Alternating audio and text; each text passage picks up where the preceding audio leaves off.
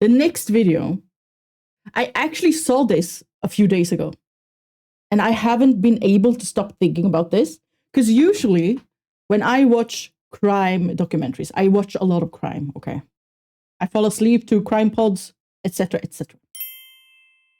And I never listen to cases, or I try to avoid cases that hasn't been solved, because if I don't get a conclusion or an answer, it haunts me. I can't stop thinking about it to the point that I get obsessive. And I watch a lot of MrBallen. I had no idea what this case was about, so I listened to it, and the ending is so infuriating, and I am so interested to hear what you guys think about this, because I have no idea. It was insanity. Next level confusion about this case. Of one of the most talked about mysteries on the internet. And I think part of the most talked about mysteries, and I've never heard about it. God damn it. Talked about mysteries on the internet. That should be my slogan by now. Like, oh, everyone knows about this except for 3-0. God damn it. And I think part of the reason this story is so mysterious and so intriguing is so because there's this really unsettling audio recording that sort of confounds the whole mystery and really forces you to take a stance about what you think really happened.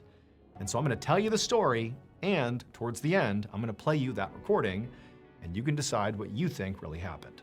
But before we get into that story, if you're a fan of the strange, dark, and mysterious delivered in story format, dark, and mysterious, we sure are. We love the ghosts here, as long as they don't haunt us. You heard me right. We're going back to the old ways, up to 4 Wait, is that uploads. Wait, what?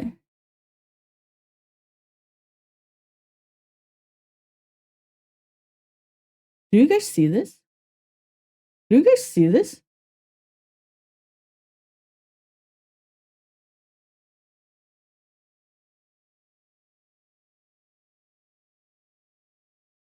A 30 stream streak. Then that must be some new kind of record.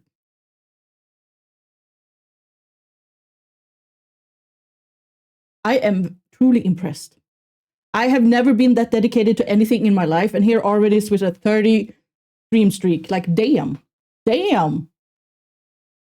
Let's go. Every week on YouTube, for real.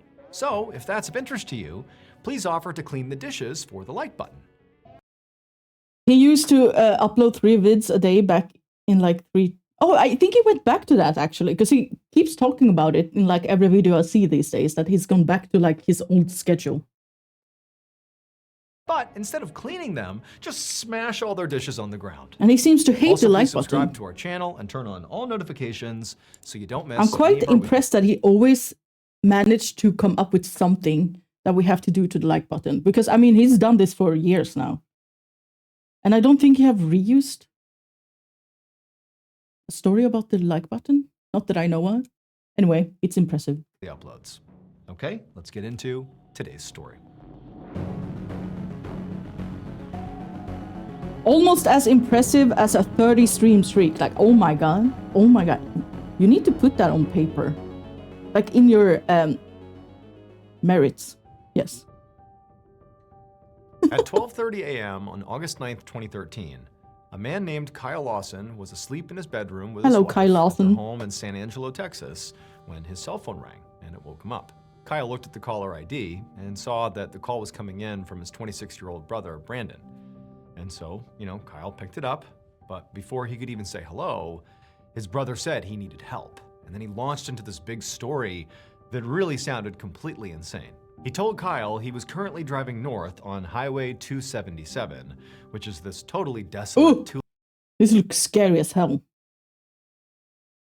Texas. And so freaking dry. Or maybe it's not dry. Maybe it's supposed to look like that. I have no idea. ...lane country road that runs through West Texas, and that 3 men were chasing Brandon. And on top of that, Brandon told his brother that, he's trying to get away from these men, but his truck was about to run out of gas. And so what he wanted Kyle to do was to, right now, in the middle of the night, come meet him secretly to hand this is off also like, he's calling his brother saying that he's being chased by 3 men. Does he mean by car? It must be right. gas tank so Brandon could officially escape these three men. But as Kyle That's due to the heat dries out the grass a lot. Oh. listened to this, he was not really That's actually Texas. concerned, at least That's in terms freaking of Texas. Brandon being in any sort of real danger with regards to these three men that were chasing him. In reality, Kyle's reaction to this was just being so annoyed at Brandon. Because Yeah, after I hearing know. this story, this frantic story, I can't Brandon's telling believe him you in the middle live of the in night, this heat. he was I sure would that have really passed there were no away three such a men, long time that ago. Instead, his brother Brandon was just high again, and he was hallucinating. He was basically having an episode that was substance-induced. So Brandon had a history of methamphetamine use. He'd been clean for the last 6 months or so, and he'd been working on, being a better partner to his fiancée, Ladessa, and also a better father to his 4 children. But just 2 days ago, Brandon had also called Kyle, but it had been to ask Kyle if he knew where he could get some drugs. Now, Kyle did not immediately say, oh, here's where you go to get drugs. Instead, Why would Kyle know that? Did Kyle also do drugs? he tried to tell Brandon, like, don't do it. Like, you should not get high. You're clean. Like, you're doing good. But he was pretty sure Brandon had not listened, because ever since that phone call, even though Kyle didn't give him any, resources for drugs, I feel like I need to be Brandon spooky. must have gone and gotten drugs anyways, because his behavior had just been completely crazy in general. In fact, right now, Kyle knew from having spoken to his parents earlier that the whole reason Brandon was even driving on Highway 277 right now was because he got into a big fight with his fiance and was supposed to be going to his parents' house to chill out. Like, he was basically going to time out for bad behavior. That's why he was out right now. Now, Kyle knew Brandon was very likely high, and so this was not going to be a good time to reason with Brandon and tell him to, just come home or just go to your parents' house because, there's no such thing as these three men. Like, you're just high. He's not going to listen to that. So instead, Kyle just focused on trying to calm Brandon down because, again, Kyle is not Imagine getting that call from your brother that probably is high as frick, and that he's hallucinating seeing 3 dudes hunting him. Like, what do you answer to that? thinking Brandon is actually in danger. He's thinking this is just a hallucination. But as Kyle tried to do that, Brandon did not calm down. He got more and more anxious, and he's continuing to talk about these 3 men that are gaining on him. And finally, Kyle just said, dude, Brandon, have you relapsed? Is that what's going on here? But as Kyle expected, Brandon swore up and down that he was not high, and he just kept on begging Kyle to come help him fast. Double down with this schizo episode. That's what I mean. Like, it's such a difficult for the situation for the brother they have this like history with him doing drugs and being out of it. And then you get this phone call and you just assume, obviously, that is the same old story, but you guys will see. Apparently it's not. Before these men caught up to him, like, come give me the gas I need so I can escape. Come on, man. At this point, Kyle felt like there was no point even talking to Brandon. And in some ways, he just wanted to hang up and forget about this whole thing. Like, this was crazy. He has his own life and his own responsibilities. Like, he shouldn't be babysitting his younger brother. But at the same time, Kyle was very close with his brother. Even if, he resented it, he did love his brother very much. And even though he did feel like there is no imminent danger here other than maybe Brandon to himself, Kyle decided, you know what? I'm just gonna go out on Highway 277. I'm gonna find Brandon and just get him back home. So he told Brandon he'd be right there, and then he hung up. About 45 minutes later, Kyle drove north on Highway 277 along with his wife in his passenger seat and their 4-year-old son in the back. Kyle's wife had not wanted him to be out in the middle of the night dealing with his crazy brother all alone, so she'd insisted that Scary. she I wouldn't want to be on that road and anyway. so as Kyle drove down the road, he kept an eye out for Brandon's truck. Now, to set the scene for you, this really is like a desolate highway. There's no real traffic, and really in either direction, it's just kind of open plains and some shrubs and small trees. Like, this is a big, wide open area. It's pretty easy to see way out in front of you. And so he's got a great view, even though it's nighttime, but he can't see any vehicles. Like, there's no truck, there's nothing. Like, his brother is nowhere to be seen. But Kyle just kept on driving and kept on looking out. He was even just sort of looking out into the fields in case, his brother had veered off the road somewhere, which seemed entirely possible. But eventually, after driving for some time, way up ahead, sort of parked half on the road, half off, was a truck. Its lights were off, it's just sitting there. It's not even idling, it's clearly turned off. But as Kyle got closer, he realized it was Brandon's truck, so he had found Brandon. And so Kyle, he pulls over to the opposite side of the road, and he parks his car, and he tells his wife and his son to stay in the car, and he's gonna go talk to Brandon, who at this point Kyle is assuming is sitting in his truck, waiting for Kyle. And also keep in mind at this point, Kyle's thinking, well, there's nobody else out here. There's no... That's also odd. If his brother was actually in the car, waiting for them, if he saw, like, their car coming up, wouldn't he just assume it's his brother? But then again, he thought he thought or was haunted by 3 men. So who knows?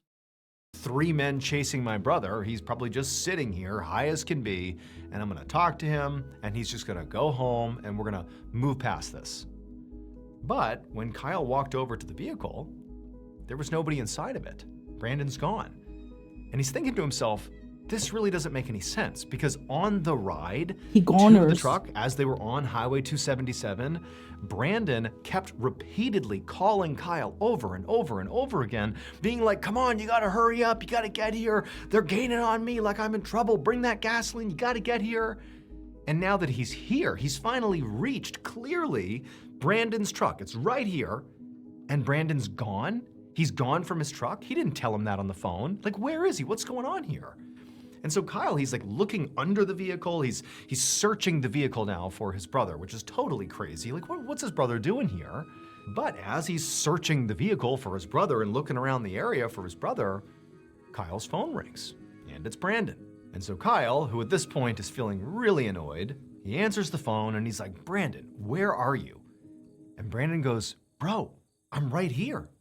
And Kyle's like, no, you're not. Like, I don't see you. There's no one here. Your truck is here. You're not here. But just then, Kyle looked out and there was a car coming towards him. So he saw the headlights and he realized it was a cop car. And so he's on the phone with Brandon. He's looking out at this cop car that's coming up this road. I don't remember that he actually was on the phone with his brother. I was clearly half awake while listening to this. Towards him and clearly slowing down, like the police officer is going to stop and talk to Kyle, presumably. And so as this cop car is coming in and slowing down right in front of him, Brandon on the phone says to Kyle, run away from that cop. Now think about this. Huh? That meant Brandon had to be somewhere nearby because he can clearly see the cop car approaching Kyle. He's watching the scene. Even though Kyle has not found his brother, Brandon is clearly actually nearby. But Kyle, he's sort of quickly interpreting this and he's thinking, like, where is Brandon? Because he's looking out and it's just open fields in either direction on either side of this highway. It's like this barren wasteland out in the middle of Texas.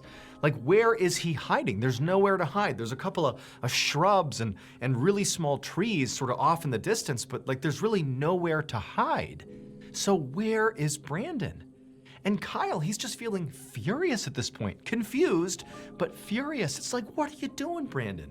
Like, he knew the reason Brandon wanted Kyle to run also is because Brandon had an active warrant out for his arrest that had to do with a drug charge. That makes more sense. And so he's just protecting himself, like, don't get involved with the police, like, keep me out of it. And it's like, Kyle, he's already out here in the middle of the night doing this crap. I can't stop looking at this thing. What has he done here? Why are you hurt, MrBallen? What is that? For his brother, who's completely off his rocker, like, he was so annoyed. But again, it's like, what does he even do? He has no idea where Brandon is. And so Kyle, he was about to say something to Brandon to demand, where are you? Come out here. But Brandon hung up. Now, by this point, the police officer had arrived on scene. He had parked his car and he walked over to Kyle, who now is standing right next to his brother's vehicle. Do you think it's a hickey? Back in his pocket. I don't know. And the officer, when he got close enough, he introduced himself as Deputy Neal of the Coke County Sheriff's Department, and he told Kyle that he was responding to a 911 call from a trucker about a stranded driver on the road. And so he asked Kyle if maybe that was him. Is this your truck? Are you the stranded driver? Pointing to Brandon's truck. But Kyle said no, it was not his.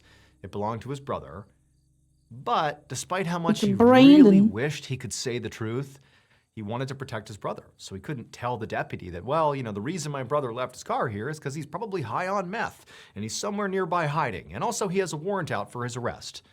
So instead, Kyle said, well, I think he went off to get some gas because he called me and he said he had run out of gas, so he parked his car here. So he probably has walked on and I just got here. Is it okay with you if I get back in the car with my wife and son and just drive up and down the road here to find Brandon? Honestly, I don't really understand in this situation that's just so freaking odd why you wouldn't just tell the truth. But he called me to help get him gas. So do you mind if I do that? And surprisingly, the deputy was like, yeah, that's fine, go ahead. And so Kyle, he got right back into his car with his wife and his son, and he did fire up his car and he drove farther down the highway. And as he did, he kept looking over his shoulder to see what the cop was gonna do. And the cop was just still parked next to Brandon's car. And eventually, when Kyle drove far enough that he knew the cop couldn't see him anymore, he pulled over to the side of the road and he began really angrily calling his brother. Super duper dazzling, amazing, insane stream. Oh, thank you, Naru. And welcome in. Over and over and over again to get him back on the phone. But Brandon never answered the calls. And so at this point, Kyle has no idea what's going on with Brandon. I mean, he didn't before, but now especially, he's out of contact with his brother. And so Kyle and his family would sit there for a little bit longer, like continuing to try to get in touch with Brandon, but to no end. And eventually, Kyle's 4-year-old son began crying and complaining because it's so late and he's tired. And Kyle's wife is tired, it's 2 in the morning. And Kyle, he's just so over it. He's like, you know what? Brandon is an adult. I tried to come out here and get him out of this mess, but if he doesn't want to be in touch with me and he wants to hide off the side of the highway, that's on him. I'm taking my family and I'm going home. And so that's what he did. He turned around, he drove right back the way he came, and he actually passed by his brother's truck that was still there, so Brandon clearly is still in hiding. And standing next to his brother's truck is still Deputy Neil. He presumably was... This feels like a Fight Club type of deal. What do you mean? Waiting for Brandon to show back up. He drove right past them, he went back to his home, and they went to bed. And he figured, you know what, tomorrow I will likely hear from Brandon and he'll tell me some crazy story. Honestly, I haven't seen Fight Club in so many years, so I barely remember what it's really about. Do you mean like the Fight Club's rule? Explaining what really happened, but you know what, whatever, that's on him. Not long after Kyle had driven past Deputy Neil on his way back home, Kyle isn't real and Brandon is Kyle. That would be kind of insane.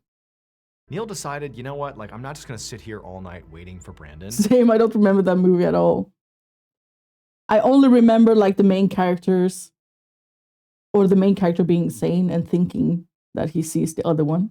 He had AKA searched Brad Brandon's Pitt, truck, and there was nothing concerning inside of it. There was, no phone, no wallet, no keys, things that people would not leave behind if they ran out of gas and decided to go walk to get gas. So it seemed very much like that is what happened. Brandon had pulled his car over, gotten out, and begun the walk. And then his brother showed up, and the whole thing was playing out here. And so Neil figured, okay, well, I have other calls to go to. It doesn't seem like this is a huge emergency. And so he just reached inside the truck, he turned on the hazard lights. Because MrBallen just keeps showing the picture of Brandon, but not his brother Kyle. Then he locked all the doors. Maybe his brother Kyle is a very private person. And shut them. And then he got in his own vehicle and he took off. Because again, he had other calls to attend to that night. The next morning around 8 a.m., Deputy Neil was back out on Highway 277 just to make sure Brandon had eventually come back and claimed his truck. But no, the truck was still sitting there, hazards on. Now, at this point, Deputy Neil was starting to get a bit concerned about Brandon because, he's out on foot, walking to get gas for his truck. And even though it seemed like the risk was sort of low for him, it is possible something could have happened to him, and that's why he had not come That back to his entire truck. highway seems spooky as frick. Or, got lost or something, who knows? Like anything could have happened. Or, maybe Brandon decided not to claim his truck yet. Maybe he just went home and he's gonna get it later. But regardless, it just seemed like Neil really had to go follow up personally with Brandon, just to make sure he was okay. And so Neil drove back to the sheriff's department to see if he could find the contact information for Brandon. But when he walked in the door, he didn't have any time to do any digging because another employee told him that while he was out, the department had gotten a call from Brandon's fiancée, Ledessa. And Ledessa had given them a very different story than the one Brandon's brother, Kyle, had told Neil the night before. According to Ledessa, she and Brandon had been fighting for the past few days. And last night, so on the night that this whole truck thing happened, Brandon was supposed to be on his way to his parents' house to cool off from the fight he was having with Ledessa. But he never arrived at his parents' house, and imagine fighting for a few days. I'd be so exhausted. He never came back to Ledessa's house. And so Brandon was totally unaccounted for. And on top of that, nobody could get in touch with Brandon. They were calling and texting him, no response. After hearing this, Deputy Neil was surprised and also pretty angry, because clearly Brandon's brother Kyle had acted like everything was totally fine Brandon is real. Yeah, I think it's pretty real. You know, because Ledessa is saying this totally different story. Especially when you live together, that's wild, yeah. He went and spoke to Kyle and also to the rest of Brandon's family to get the story straight here. And very quickly, it became clear to Deputy Neil that any omissions or even lies about what had happened exactly on the night that Kyle went missing were not because the family was hiding something. I mean, they were kind of trying to protect Brandon, but it was because they didn't understand how serious this situation really was. And so now that Brandon really was missing and nobody knew what happened to him, the family was very forthright that they really didn't know what had happened to him, and that yes, maybe he was on drugs, we don't know, but he really is missing and you gotta go look for him. And so that's what Neil did. Over the next 4 days, there was this huge search that Neil led all around Highway 277, where the center of the search was where Brandon's truck had been found. But despite using canines and helicopters and these huge search teams, some of which had thermal cameras which would allow you to see body heat, like despite covering this vast area all around where Brandon clearly had been, there was absolutely no sign of him. And they also spoke to the homeowners and the property owners sort of roughly in the area to see if maybe they had seen something strange, maybe seen Brandon or those 3 men that apparently had been chasing him on the night he went missing, but nobody had seen anything. And so basically, Brandon was definitely not here. And there was no sign he had been here other than his truck. It's so weird. It's so freaking weird. Deputy Neil and the rest of the authorities who were involved in this search ultimately came to the conclusion that based on the fact that Brandon had clearly been fighting with his fiancée, that he had an active warrant out for his arrest, and that he had not been seen in days, and there was no sign of him anywhere, nothing, that what must have happened here is Brandon fled. That he's not here because he chose not to be here. That he was never in any danger. He fled the area, and looking here is gonna do nothing. We basically have to wait for Brandon to show up at some point. And so for the most part, this seemed like a pretty open and shut case, until Brandon's fiancée, Ledessa, came into the station in person with the bombshell. On August 13th, 2013, so 4 days after Brandon went missing, this is right around the time the search has been called off, the officer on duty at the Coke County Sheriff's Department sat across from Ledessa. And Ledessa looked extremely upset. And she said that she'd gotten so worried about Brandon. Is Ledessa a common name in the Murikas? Because this is the first time I've heard the name Ledessa, I believe. That she'd started searching through their cell phone records, and she'd found something really concerning. She pulled out a piece of paper and she handed it to the officer, and she pointed I've never heard that name either, section. And this officer, he realized quickly that this was a printed out copy of Brandon's call logs. And what Ledessa was pointing to was a call that Brandon had made at 12:50 a.m. on the night he disappeared. In between a flurry of calls to Kyle and also to Kyle's wife, Brandon had also placed a call to 911. Ledessa told the officer that the fact that, like, listen, even the person who had a warrant out for him, the supposedly drug addict, called the police. So what really went wrong here? It's a pretty and rare name. Oh. Brandon himself had called 911 actually terrified her, because Brandon would have done practically anything to avoid the police. He was terrified of the police. In fact, she knew from talking to Kyle that Brandon had even suggested to him that he should run from the police on the night he went missing when he saw the cop approaching him. And so she said, look, like, he would only ever call the police if he truly had to. But she's like, Why then, after calling the police, did he presumably run away? It just doesn't make any sense. And all of this came as a Nothing total makes sense. surprise to this officer and to the sheriff's department. Because until this moment, the belief had been that a trucker had called 911 about a stranded driver, and that was how Deputy Neal got involved, and really this whole thing started. But nobody knew there had also been this other 911 call from Brandon himself. The 911 dispatch in the area was tiny, underfunded, and understaffed. And at some point, someone must have just dropped the ball when it came to informing the sheriff's department about Brandon's 911 call, because they really didn't know about it. Like, how depressing it is that it took 4 days for them to find out by Brandon's fiancée that he actually called the police himself. Like, what the frick? But now that they did, they needed to hear that call for themselves. The sheriff's department would contact that 911 dispatch, and they would send them an audio recording of Brandon's call. And when they listened to it, Bro, no one checked his phone logs? No! So the freaking fiancé had to do it because they just assumed that he had, I don't know, ran away because he's an adult person who is allowed to do that. Very, very odd. they were shocked. Because one, Brandon 100% sounded like he was in imminent danger. This was not like a low-stakes call from a stranded driver. This was someone who thought they were in real peril here. And then two, if you listen closely, you can hear the sound of somebody else's voice in the background on Brandon's side of the call shortly before it cuts out. Maybe it's aliens. Who knows? If you believe in kidnapping alien stuff. I watched, I think it was on Netflix, a documentary about people who truly believe they've been kidnapped by aliens and that they did surgery on them. It was very interesting and a bit scary, honestly. I don't know what to think about that. 911 emergency. Yes, I'm in the middle of the field. It's like we're just pushing some guys over. Right here going towards Javelin on both sides.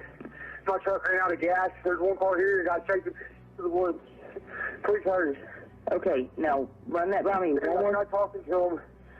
I actually ran into him. Ah, you ran into him. Okay. Got the first guy. Do you need an ambulance? What? I didn't hear a voice. To the woods. Please hurry. Okay, now run that by me. I'm not talking to him. I actually ran into him. Ah, you ran into him. Okay. Got the first guy.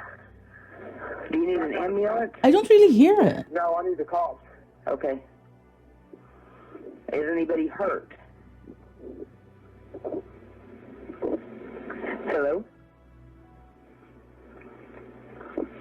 Hello? Hello? And so at this point, authorities are thinking, okay, this doesn't necessarily seem like this is just a disappearance. This might be a murder. I mean, they didn't have a body, but the idea that there's another voice and he's talking about being chased through the woods and there's these men coming after him. Did he mean that he ran into these guys, if there were guys, cars with his own? Shouldn't it be signs of that on his truck? Or maybe it wasn't that bad. If it happened. I mean, this audio recording gave a lot of legitimacy to that.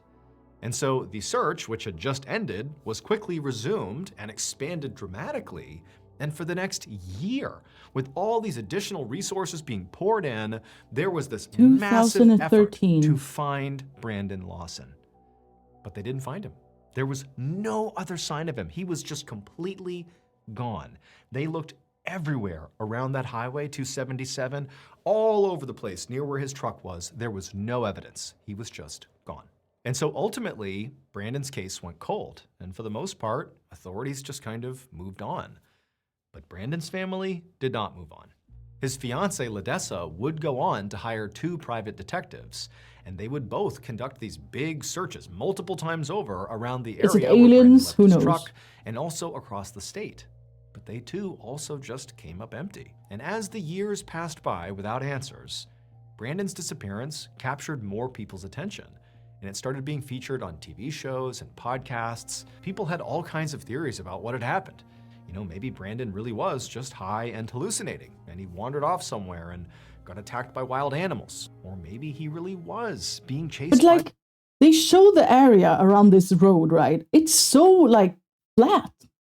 Wouldn't you have to like walk for quite a while to actually enter a forest? These 3 men, and they kidnapped or killed him, and maybe that voice you hear on the recording was one of those 3 men. Or maybe he really had just fled the area on purpose, like the sheriff's department originally thought. Nobody really knew. And so for 9 years, Brandon's case was full of questions and 0 answers. But then in January of 2022, This, guys, perk your ears. This is so weird.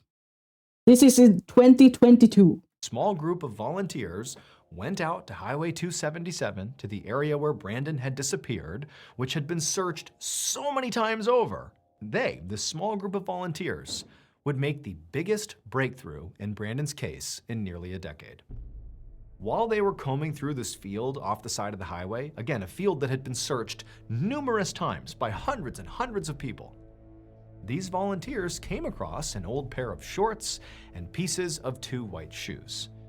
They called the sheriff's department, and very quickly, a team of deputies arrived and cordoned off the area, and they continued the search. And in that same field, not far from the shorts and the shoes, they found a fragment of a human skull. Like what? It's so freaking weird. And DNA testing confirmed the skull fragment belonged to Brandon Lawson. Now, you would think that finding some of Brandon's remains would answer at least some of the questions about his disappearance, but actually, it just made the whole thing more baffling, because the area where Brandon's skull was found was right near his truck. It had been searched so many times. There were thermal cameras and canines and helicopters and hundreds of searchers, and nobody found it? This is what I mean with this thing being so weird. Like, it's been on my mind. Because, like, they searched this area for so many times, and it's an open area, and of course, they do all the things around the car, right? And then for some reason, years later, was it almost like a decade later, they find pieces of his clothes and his skull near where the truck was. It makes no sense. To me, it sounds like someone obviously must have planted the evidence there, right? Right? Remember, off the side of the highway, this And is then not some thick who forest. is it? It is like this huge flat field in West Texas with nothing but grass and short cactus plants and scattered trees. Like, this is an easy place to find stuff. Yet this skull fragment was not found, nor were the shorts Makes or no the sense. shoes. Makes no It sense. just seems so improbable. So where does that leave us? Well, we basically have 2 options here. Option 1 is, despite the enormous manpower, the helicopters, canine units, the thermal cameras that were used, the hundreds of volunteers and searchers that combed this area for years, either they just didn't see the grown man in bright white sneakers who was No way. in this barren strip of West Texas where it's easy to see anything, they just didn't see him. So that's option 1. Or 2, he wasn't there. Brandon was not in the search area when they were looking for him. He was somewhere else. But if you believe option 2, the question becomes, well, where was Brandon? Where was he? Why did he call 911 and then run away and go somewhere else? Why? Where was he? And then also, even if you answer that, how did his skull fragment and his clothes wind up back in the search area 9 years This is later? so freaking It is one of the most infuriating. profound I just want mysteries on the internet, answers. and to this day, we still don't have a good answer. Because this is what I mean. I think someone definitely planted the things there. Otherwise, they would have found it already. But then was it maybe one of the voluntary searchers who planted it there? Had they looked into them? Maybe it was the cop, or maybe it was the brother. I don't know. There's so many possibilities. I don't want to say that his brother would ever do that, because it's just odd. Like, how? Who? Why would like 3 random men just grab this? He was a drug addict, right? Maybe he got into some bad deals. And then why, when he was talking to his brother, did he say that he needs to avoid the cop, but then also calling the cop? Ay. This actually, it hurts my mind. It hurts my mind. And it's so sad, like, even if they found these pieces... Thank you so much for watching. We know Let me know what nothing. you thought of today's episode in the comments. And remember, we have hundreds of videos for you to binge right now. But if you're looking for a recommendation... It was from me, of Barry. that Oh, one no. video that's worth your time, We got the killer in well, chat, dude. it's this one right here. In the So give it a YouTube watch. chat. All right, until next time, see ya. Oh, it's so sad. And it's so... Oh, God, I hate unanswered crimes. They hurt my brain. The story of Brandon is a very sad one. He was a husband to one of my best friend's daughters. Oh. I really... Yeah, me too. That's why when it just ended like this, I was like, wait, what? Hello? Ladessa was left with 4 kids to raise. Oh, that is so sad. I was thinking about this too. There's a comment here. Doesn't sound safe. Better bring the 4-year-old. Because I find it rather odd that he just accepted the fact that his wife and kid just wanted to follow him out to a road in the middle of the night, because it was like 2 a.m. or 1 a.m. or something. I was like, why? Just go to bed. But I don't know. Maybe they were paranoid or something. Very odd case that I've been thinking about non-stop since I happened to listen to that. Oh, I hate unfinished cases. There's so many, and I try to avoid them because it literally hurts my brain. I become like obsessive thinking about it.